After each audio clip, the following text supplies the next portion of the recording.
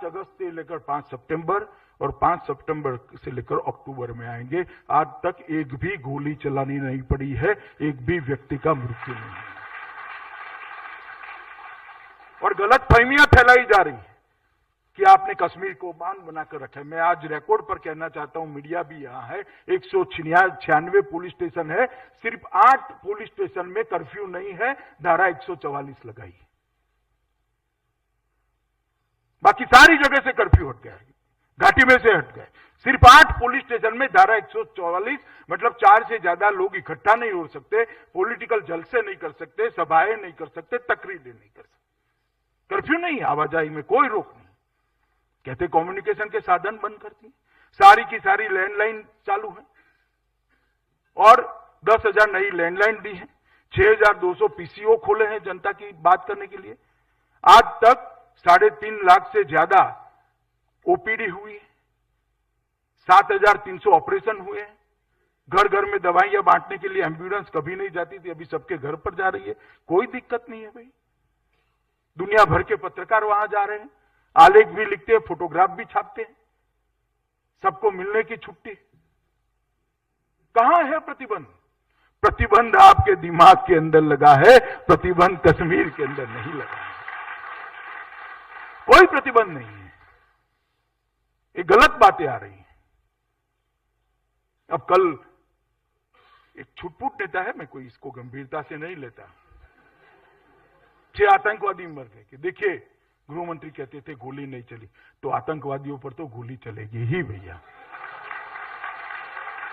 और कश्मीर में नहीं, देश में कहीं पर भी होगी चलेगी, ये शासन का काम है, देश की जनता की सुरक्षा करना, कश्मीर की जनता की सुरक्षा करना। गोली कश्मीरी पर नहीं चली, कश्मीर की जनता पर नहीं चली और ना चलेगी।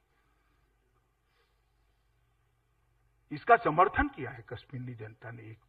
आपके समय में हमने देखा है, शूट एट साइट के ऑर्डर थे और 10-10 हजार लोगों के जुलूस निकलते, उसको आक्रोश कहते हैं। आज सब कर्फ्यू उठा लिए, कुछ नहीं हुआ है। और मित्रों, मैं मानता हूं कि आने वाले दिनों के अंदर कश्मीर का जो विकास रुका पड़ा था, कश्मीरी लोगों को जो अधिकार नहीं मिलता था, आज तक पंचायत के चुनाव नहीं कराए, हमने पंचायत के चुनाव करा दिए। 40,000 पंच सरपंच आज गांव के अंदर गांव के विकास का खाका खुद खींच रहे हैं। 4-5 दिन के बाद तहसील पंचायत और जिला पंचायत के चुनाव होंगे। 3 टायर पंचायत सिस्टम पूरी की पूरी कश्मीर के अंदर अप्लाई हो जाएगी और भारत सरकार 7,000 करोड़ रुपया वो गांवों के विकास के लिए भेजेगी, जिसको सीधा वो सरपंच खर्च करने वाले। जो पैसा सचिवालय से नीचे नहीं जाता था, वो डायरेक्ट बेनिफिट ट्रांसफर के माध्यम से हर घर में पहुंचेगा। हर विधवा को 600 रुपया मिलेगा, हर बूढ़े व्यक्ति को 500 रुपये का पेंशन मिलेगा और सीधा उसके अकाउंट के अंदर मिलेगा। सारा के सारा रोक कर रखा था, शौचालय नहीं बना दिए, बिजली नहीं पहुंचने दी, पानी नहीं पहुंचने दिया। और ये सारा विकास अब होना शुरू होगा, क्योंकि नरेंद्र मोदी जी ने एक रास्ता साफ कर दिया है विकास के लिए। भारत की संसद ने जितने भी कानून बनाए थे, वो सारे के सारे कानून आज कश्मीर की जनता के लिए उपलब्ध है। वो उनका अधिकार है और वो अपने अधिकार का प्रयोग कर सकते हैं। ये स्थिति बहुत लंबे समय के बाद आई है और पूरी दुनिया हमारे साथ खड़ी है। 7 दिन तक दुनिया के सभी राष्ट्राध्यक्ष यूएन में थे, किसी ने पाकिस्तान की तरफदारी नहीं करी, सब भारत के साथ खड़े रहे। कुछ अफवाहों के आधार पर कुछ राष्ट्राध्यक्षों ने चिंता जताई है, उनको भी हम स्पष्टता से कहेंगे कि ऐसी स्थिति नहीं है, यह अपप्रचार है। सबों ने भारत के आत्मरक्षा के अधिकार और भारत की बाउंड्री के अंदर कानून बनाने के हमारे अधिकार की प्रतिपुष्टि सबने करी है। पूरी दुनिया आज भारत के साथ है। मैं मानता हूं नरेंद्र मोदी जी की ये सबसे बड़ी कूटनीतिक सफलता है कि पूरी दुनिया को अपने साथ जोड़कर रखा।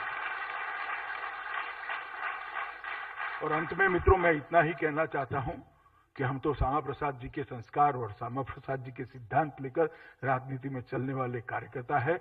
हम तो मानते ही थे कि धारा 370 नहीं होनी चाहिए, 35 से नहीं होनी चाहिए, और मैं मानता हूं कि हम सही ही मानते थे। अब समय की कसौटी पर आपका फैसला तो सही नहीं निकला।